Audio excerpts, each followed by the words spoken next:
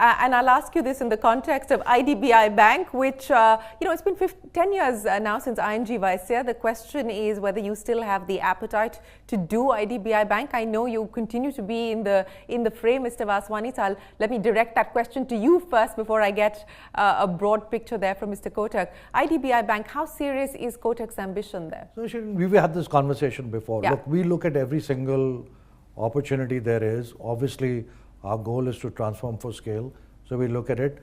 If it makes strategic sense, then we go to the valuation and see whether financially it kind of makes sense. And if it makes sense, yes. Also, you got to say that we are on a certain path, right? We're on a certain path, transformation. Uday talked about the changes in financial services, how technology is changing a whole bunch of stuff. And therefore, what is our priorities? What is our management mandate? Where are we going to really spend our time? Is it going to be spending time in integrating HR and payroll systems, or is it going to be really transforming the business? So those we kind of take into balance and see whether a thing makes sense.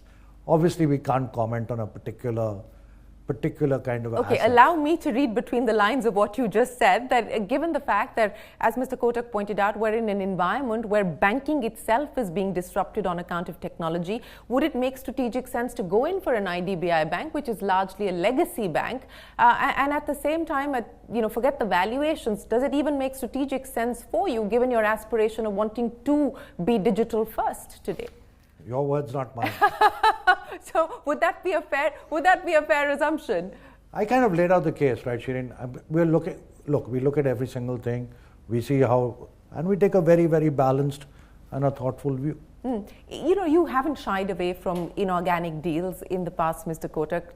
As you look at 40 years, or forget 40 years, 10 years on, and I know you can't talk specifically about IDBI Bank, but what is the inorganic aspiration? How crucial do you believe that is going to be for the future?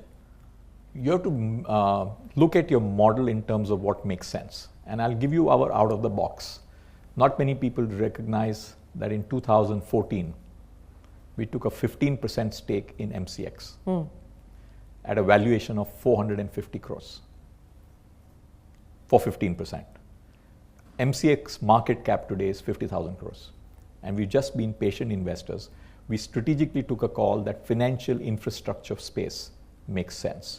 So a bank may not necessarily be part of the future. I'm not saying that. I'm saying that we will build the future on the basis of what makes sense.